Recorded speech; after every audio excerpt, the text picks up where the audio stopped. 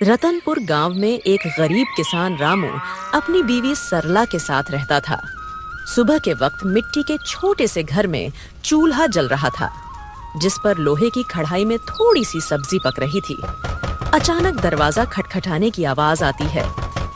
अरे इतनी सुबह सुबह कौन इतने जोर जोर से दरवाजा पीट रहा है?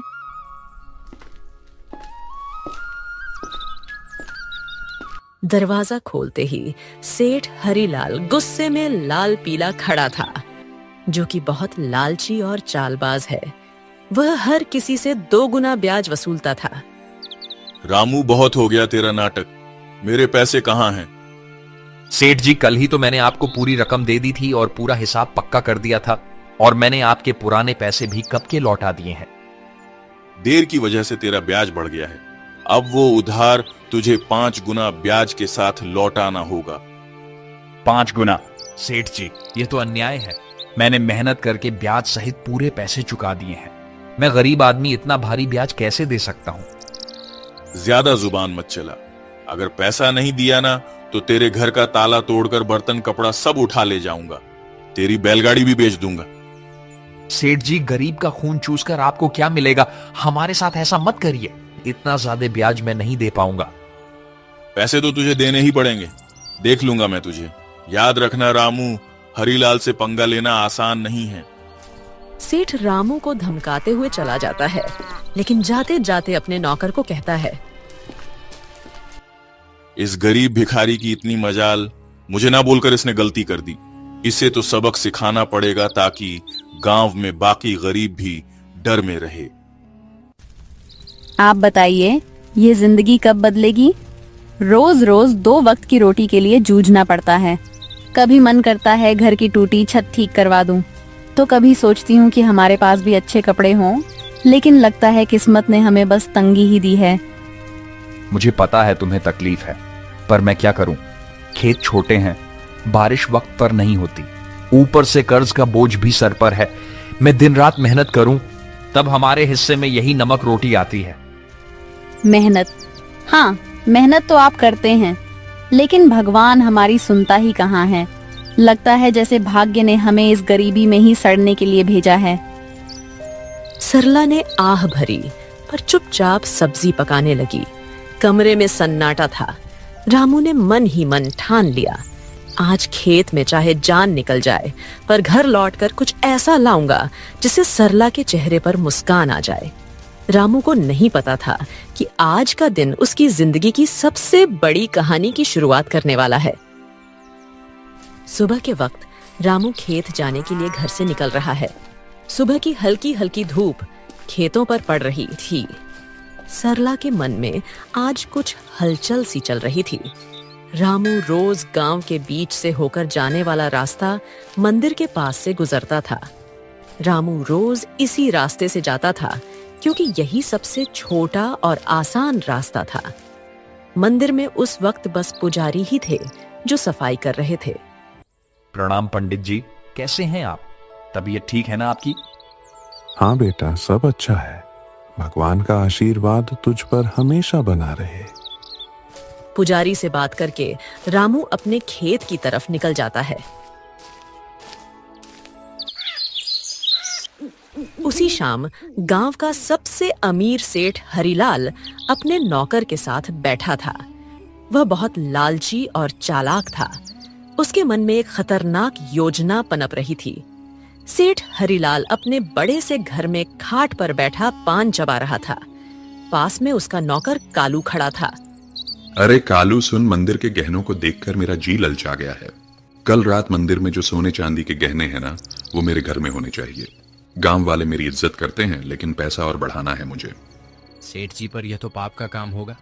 भगवान के घर से गहने चुराना अच्छा नहीं लगेगा। अरे मूर्ख, भगवान को क्या जरूरत है गहनों की? उनका क्या होगा इनसे? असली भगवान तो पैसा है, और पैसा इंसान के हाथ में अच्छा लगता है।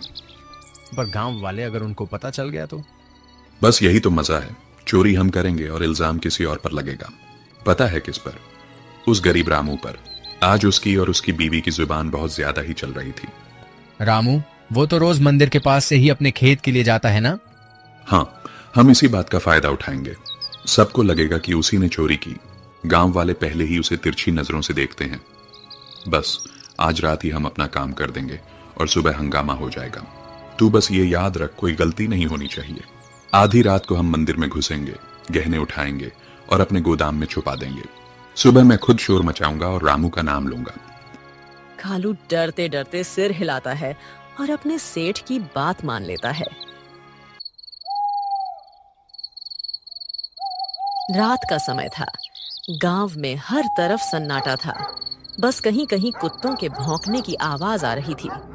उस रात सेठ लालच में अंधा हो जाता है और इस घिनौनी साजिश को अंजाम देता है। अपने नौकर से मंदिर में चोरी करवाता है। पास ही अंधेरे में एक काली बिल्ली म्याऊं करके गुजर जाती है, जैसे वो इस पाप की गवाही दे रही हो। अगली सुबह गांव के बीचों बीच मंदिर के सामने एक भीड़ इकट्ठी हो गई थी। हर कोई जोर जोर से बातें कर रहा था। माहौल में घबराहट और गुस्से की गूंज थी। अरे यह क्या हो गया? मंदिर के सारे सोने के गहने रातों रात गायब हो गए। इतना बड़ा अपशकुन, भगवान के गहने चुरा ले गया कोई। ये तो बहुत बुरी बात है। इसी बीच रामू रोज की तरह खेत की तरफ जाने के लिए उसी रास्ते से गुजर रहा था। भीड़ देखकर वो रुक गया और पास आ गया। अरे क्या हो गया भाई लोग, इतनी सुबह सुबह ये भीड़ किस बात की है? अरे रामू, तूने सुना नहीं, मंदिर में चोरी हो गई। भगवान के सारे गहने कोई उठा ले गया। रामू यह सुनकर चौंक जाता है। भीड़ में खड़ा सेठ, जो असल में चोरी किया था, वह बहुत मासूम बन रहा था। पंडित जी आप बताइए, कल रात तक तो गहने मंदिर में थे, फिर अचानक कौन ले गया? आप बताइए पंडित जी, क्या आपने मंदिर के आसपास किसी को आते जाते देखा है? आपको किसी पर शक है क्या? अरे मैंने देखा है रामू, रोज मंदिर के रास्ते से आना जाना करता है। सेठ जी, कल तक तो सब कुछ ठीक ठाक था। मंदिर के पास से तो कई लोग गुजरते हैं, लेकिन रोज सुबह सुबह खेत की तरफ जाने के लिए रामू इधर से निकलता है। मगर रामू ऐसा काम करेगा मुझे नहीं लगता। अरे पंडित जी, जमाना खराब है, आदमी की नीयत कब बदल जाए क्या पता। और वैसे भी जिसने किया है वो मुंह से कभी मानेगा नहीं। मैंने अपनी आंखों से देखा है। रात को जब मैं खेत की तरफ जा रहा था, रामू मंदिर के पास चुपके चुपके घूम रहा था। ये क्या कह रहे हो आप लोग? मैंने कोई चोरी नहीं की है। इतना बड़ा पाप मुझ पर मत डालो। अरे हाँ, ये गरीब आदमी है, पैसों की तंगी में है, ये कर भी सकता है ये काम। ये लोग मुंह पर अच्छे बनते हैं। अरे भगवान से डरिए आप लोग, हमने कुछ नहीं किया। हम गरीब जरूर हैं, लेकिन चोर नहीं। मेरे पति जितना ईमानदार इंसान इस पूरे गांव में कोई नहीं है। ऐसा मत कहिए, वरना भगवान आप लोगों को कभी माफ नहीं करेगा। रामू और उसकी बीवी ने बहुत समझाने की कोशिश करी, लेकिन भीड़ मानने को तैयार नहीं थी। सब रामू को ही चोर मान बैठे। रामू और सरला की आंखों में आंसू आ गए, लेकिन भीड़ में कोई उनकी सुनने को तैयार नहीं था। गांव वालों, अब तो सब साफ है। मंदिर के गहने चुराने वाला यही रामू है और ऐसे आदमी को हमारे गांव में रहने का कोई हक नहीं। चोरी करने वाले की एक ही सजा है, गांव से बाहर निकाल देना। हाँ, अगर इसने मंदिर में चोरी की है तो यह तो भगवान का भी अपराधी हुआ। इसे यहीं रहने देंगे तो कल हमारे घरों से भी चीजें गायब हो जाएंगी। अरे आप सब क्यों नहीं समझते? मैं निर्दोष हूं। मैंने कोई चोरी नहीं की। मैं तो रोज के जैसे अपने खेत जा रहा था। मुझ पर इतना बड़ा इल्जाम मत डालिए। भीड़ में जोर जोर से आवाजें गूंजने लगी, निकालो इसे, निकालो इसे गांव से। भीड़ में हलचल मच गई। लोग एक दूसरे से कान्हा फूंसी करने लगे। रामू और सरला की आंखों में आंसू भर आए। उन्होंने कई बार सफाई देने की कोशिश की, लेकिन किसी ने उनकी नहीं सुनी। सबने मिलकर उन्हें गांव के बाहर निकाल दिया। रामू और सरला मजबूर होकर गांव छोड़कर चले गए। रामू और सरला रोते रोते गांव छोड़ चुके थे। गांव के बाहर एक सुनसान जगह पर टूटी फूटी झाड़ियों और कंटीली झाड़ियों के बीच एक पुरानी पड़ी झोपड़ी मिली। मजबूरी में वहीं उनका नया घर बन गया। सुनिए जी, यह जगह कितनी सुनसान है। न पास में कोई इंसान, यहाँ आसपास की झोपड़ियों में कोई रहता भी नहीं है। न खाने को कुछ है। अब हम क्या करेंगे? क्या करें सरला? जब अपना गांव ही हमें ठुकरा दे तो कहीं और सहारा ढूंढना पड़ता है। यही हमारी तकदीर है। मैं तो ये सोच रहा हूं आखिर चोरी की किसने है, और इल्जाम मुझ पर डाल दिया गया। मैं असली चोर का पता लगाकर रहूंगा। दिन ढल गया। सरला रोते रोते सो गई। रामू सारी रात परेशान बैठा रहा।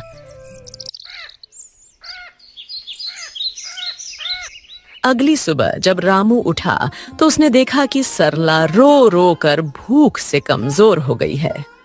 सरला, तुम यहीं रहो, मैं कुछ खाने के लिए लाता हूं, फिर अपने खेत जाऊंगा दूसरे गांव से होते हुए। तुम दरवाजा अंदर से बंद करके आराम करो। इतना कहकर रामू जंगल की ओर चल गया।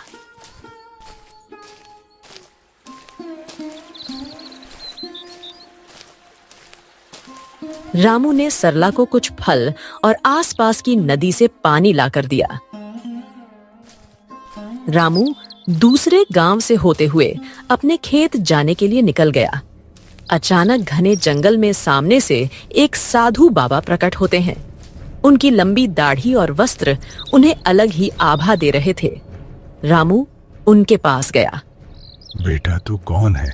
तेरे चेहरे पर चिंता की रेखाएं साफ दिख रही हैं। बाबा, मैं इस गांव का ही रहने वाला हूं, पर अब गांव वालों ने मुझे निकाल दिया है। सब लोग मुझ पर चोरी का झूठा इल्जाम लगा रहे हैं। मैंने कोई चोरी नहीं की। रामू रोते रोते साधु बाबा को पूरी कहानी बताता है। सेठ का कर्ज, गांव वालों का इल्जाम और मंदिर से चोरी की घटना। बेटा, तेरी आंखों में छल नहीं है।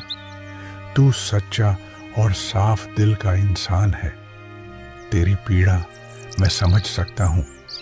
ये दुनिया अक्सर गरीब पर झूठा इल्जाम लगा देती है, पर चिंता मत कर, भगवान न्याय करते हैं। असली चोर जल्द ही सामने आएगा। यह मेरा आशीर्वाद है। पर बाबा, कैसे? सब मुझे ही दोषी मान रहे हैं। गांव छोड़कर मैं और मेरी पत्नी यहां भूखे प्यासे पड़े हैं। कोई मेरी बात मानने को तैयार नहीं है। मैं कैसे साबित करूं कि मैं निर्दोष हूं? इस जंगल में एक श्रापित जानवर रहता है। उसने अपनी आंखों से असली चोर को देखा है। वही तुझे सच तक पहुंचने में मदद करेगा। पर ध्यान रहे, उस जानवर को ढूंढना आसान नहीं है। उसके पास जाना होगा, उसका विश्वास जीतना होगा, तभी वह तेरी मदद करेगा। श्रापित जानवर बाबा, वह कौन है? मैं उसे कैसे ढूंढूं? यहां जंगल में तो बहुत से जानवर हैं। वह एक श्रापित काली बिल्ली है। सच यह है कि उसकी आंखों ने वह दृश्य देखा है जो किसी और ने नहीं देखा। जा बेटा, उस जानवर को ढूंढ और उससे मदद मांग। वो बिल्ली तेरी जिंदगी बदल देगी। भगवान तेरा साथ देंगे। जा बेटा, सत्य की शक्ति तेरे साथ है। साधु बाबा रामू को आशीर्वाद देकर अचानक गायब हो गए। रामू समझ गया था कि यह भगवान की लीला है। रामू तुरंत ही बाबा के बताए अनुसार उस बिल्ली को ढूंढने के लिए निकल गया। जंगल का सन्नाटा, पत्तों की सरसराहट। रामू थका हारा, भूखा प्यासा, उम्मीद के सहारे इधर उधर भटक रहा था। उसने पूरा जंगल छान मारा, पर उसे वो काली बिल्ली कहीं नहीं मिली। दिन ढलने को आया। रामू अब निराश होकर अपनी झोपड़ी की तरफ जा रहा था। अचानक तभी उसकी नजर एक काली बिल्ली पर पड़ी। बिल्ली की चमकती आंखें दो अंगारों जैसी दिखाई दे रही थीं। ओ बिल्ली रानी, क्या तुम वही हो जिसके बारे में साधु बाबा ने कहा था? क्या तुमने उस रात देखा था? असली चोर कौन है? माँ, बिल्ली, क्या तुम मेरी मदद करोगी? मुझ पर झूठा इल्जाम लगाकर गांव से निकाल दिया गया है। क्या तुम सच जानती हो? मुझे बता दो, असली चोर कौन है? बिल्ली उसकी आंखों में देखती है। रामू का साफ दिल और अच्छी नीयत देखकर जैसे उसे सब समझ आ गया हो। अचानक बिल्ली की आंखों से एक अजीब सी चमक निकलती है और वह इंसानी आवाज में बोल उठती है। रामू, तुम्हारे साथ बहुत बड़ा अन्याय हुआ है। मंदिर के गहने तुमने नहीं चुराए। असली चोर तुम्हारे गांव का सेठ और उसका नौकर है। दोनों ने मिलकर मंदिर से गहने चुराए और चोरी का इल्जाम तुम्हारे सिर पर चढ़ा दिया ताकि कोई शक न करे। सेठ जानता था कि तुम गरीब हो, तुम्हारे पास कोई सबूत नहीं होगा, इसलिए उसने चालाकी से तुम्हें बलि का बकरा बना दिया। क्या गांव का सेठ, वही जो सबसे धर्म और दान की बातें करता है, और उसका नौकर भी तो यही सच्चाई है? गांव वालों ने मेरी ईमानदारी पर शक किया और असली अपराधी चैन से सो रहा है। मां बिल्ली, अब मैं क्या करूं? यह सच गांव वालों तक कैसे पहुंचाऊं? समय आने दो रामू, सच को कोई दबा नहीं सकता। मैं तुम्हारी मदद करूंगी। तुम मुझे कल गांव लेकर चलो। मैं वहां जाकर सबको सारी सच्चाई बताऊंगी और तुम्हें निर्दोष साबित करूंगी। रामू को बिल्ली की बातें सुनकर राहत मिलती है।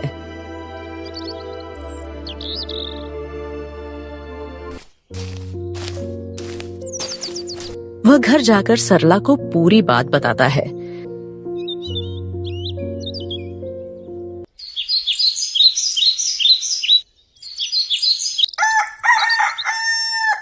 अगली सुबह रामू और सरला बिल्ली को लेकर गांव जाते हैं और सबको बुलाते हैं।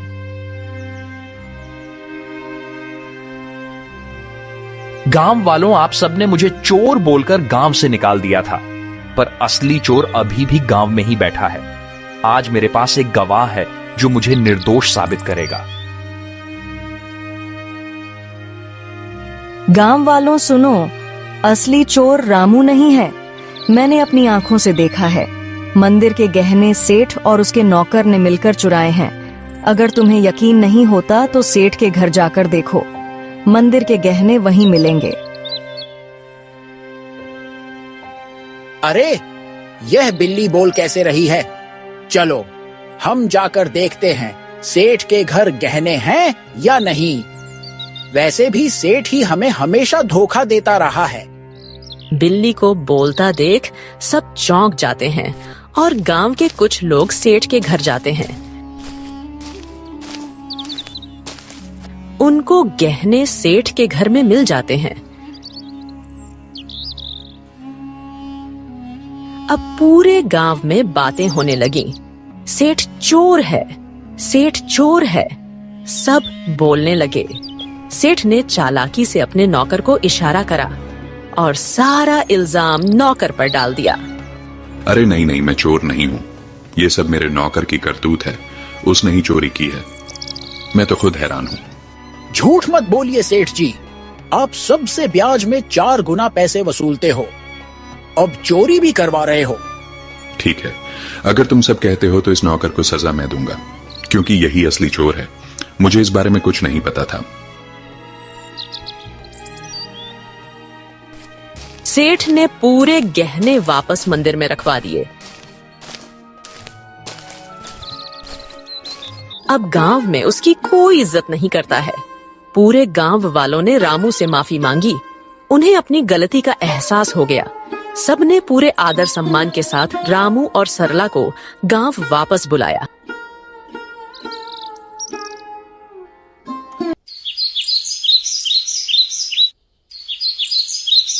रामू और उसकी पत्नी सरला अब वापस अपने घर आ गए थे।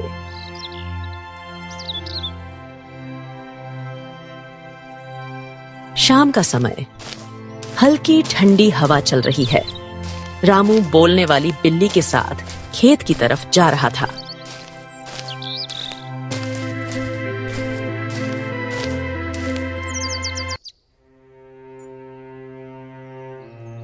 मां बिल्ली, आज अगर तुम ना होती तो मेरी जिंदगी बर्बाद हो जाती। तुम्हारे ही कारण ही मुझे इज्जत वापस मिली। तुम्हारा बहुत बहुत धन्यवाद। रामू, अब मुझे तुमसे एक आखिरी बात कहनी है। अचानक तेज रोशनी बिल्ली के चारों ओर फैलने लगती है। बिल्ली चमकने लगती है और पल भर में वह एक सुंदर अप्सरा में बदल जाती है। रामू आश्चर्य से पीछे हट जाता है। अरे ये क्या हुआ? तुम अचानक अप्सरा कैसे बन गई? कौन हो तुम? हाँ रामू, मैं एक अप्सरा ही हूँ। मुझे स्वर्ग से श्राप मिला था। मैं इस श्राप से मुक्त होने के लिए ही धरती पर आई थी। जब तक मैं धरती पर किसी सच्चे और भले इंसान की मदद नहीं करती, तब तक मैं इस बिल्ली के रूप में ही रहती। तुम एक सच्चे और ईमानदार इंसान हो, इसलिए तुम्हें बचाकर मैंने भी अपना श्राप तोड़ दिया। अब मुझे मुक्ति मिल चुकी है। तुम्हारी ईमानदारी और भलाई ने मुझे श्राप से मुक्त कर दिया है। तुम्हारा बहुत बहुत धन्यवाद रामू। मैं बहुत खुश हूँ। मैं तुम्हें वरदान देना चाहती हूँ। तुम्हें जो चाहिए बेझिझक कहो। रामू की आंखों में चमक आ जाती है। वह भावुक होकर अप्सरा को प्रणाम करता है। देवी, मेरी जिंदगी गरीबी से घिरी हुई है। मैं दिन रात खेतों में मेहनत करता हूँ, मगर फसल कभी अच्छी नहीं होती। ऊपर से कर्ज का बोझ है। मेरे परिवार के लिए 2 वक्त की रोटी जुटाना भी मुश्किल हो जाता है। रामू, मैं तुम्हें वरदान देती हूँ। तुम्हारी परेशानी अब समाप्त होगी। जंगल के बीच में एक लाल फूल के पौधे के पास एक चमत्कारी फल का पेड़ है। वह पेड़ स्वर्ग से आया है। उस पेड़ का फल सिर्फ ईमानदार इंसान ही खा सकता है। तुम वहां जाओ और वह फल खाओ। तुम्हारे खेतों में समृद्धि होगी, कर्ज मिट जाएगा और जीवन खुशहाल हो जाएगा। बस याद रखना, तुम हमेशा इसे ही रहमदिल रहना, वरना तुम्हारी जिंदगी वापस वैसे ही हो जाएगी। सुखी रहो रामू। अब मैं चलती हूँ, अपना ख्याल रखना। रामू को वरदान देकर अप्सरा अचानक गायब हो जाती है।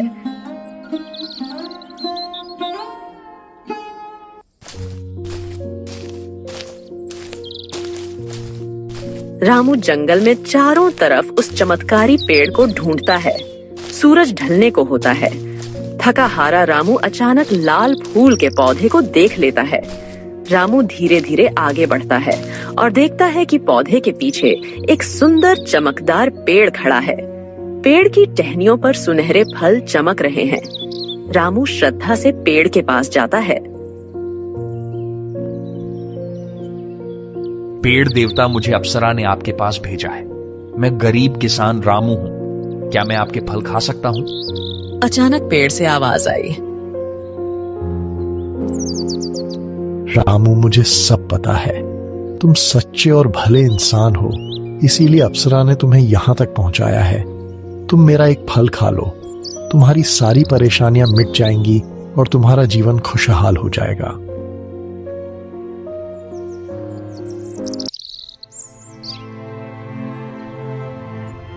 रामू पेड़ से एक सुनहरा फल तोड़कर खाता है। अचानक उसके शरीर में एक अजीब सी ऊर्जा दौड़ जाती है। वह पेड़ को धन्यवाद करके अपने घर की ओर निकल जाता है। और जैसे ही वह घर के पास पहुंचता है, उसकी झोपड़ी एक सुंदर बड़ा आलीशान घर में बदल जाती है। रामू दंग रह जाता है। उसकी पत्नी बाहर आकर चौंक जाती। अरे सुनिए, ये क्या हो गया? हमारी झोपड़ी कहाँ गई? इतना बड़ा घर कैसे बन गया? क्या यह घर हमारा है? हाँ प्रिय, यह सब भगवान की कृपा है। जंगल में मुझे एक अप्सरा मिली। उसने मुझे चमत्कारी पेड़ का रास्ता बताया। उस पेड़ ने मुझे फल दिया और जैसे ही मैंने खाया, हमारी किस्मत बदल गई। रामू ने सरला को उस स्वर्ग से आई श्रापित बिल्ली की पूरी कहानी बताई। इतने सालों की गरीबी के बाद अब हमारी जिंदगी बदल गई। भगवान का बहुत बहुत धन्यवाद। हाँ, मगर याद रखना, यह चमत्कार हमें सिर्फ इसलिए मिला है क्योंकि हमने कभी बेईमानी नहीं की। ये वरदान हमें हमारी मेहनत और ईमानदारी की वजह से मिला है।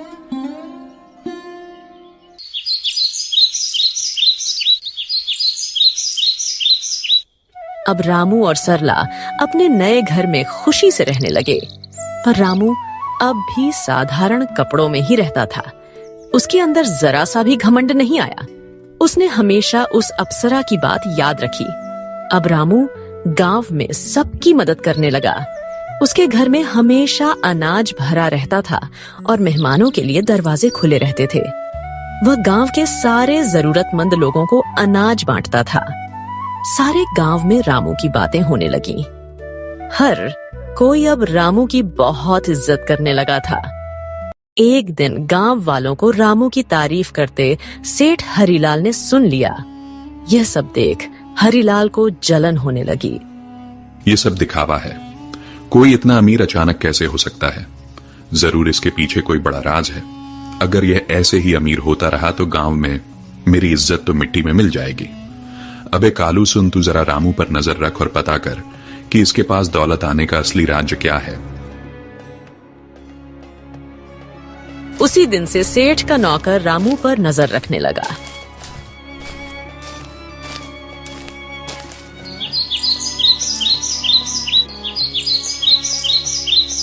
एक दिन सेठ का नौकर रामू का पीछा कर रहा था। उसने देखा कि रामू जंगल में जाकर उस चमत्कारी पेड़ से बात कर रहा है। कालू चुपके चुपके रामू की सारी बातें सुन रहा था।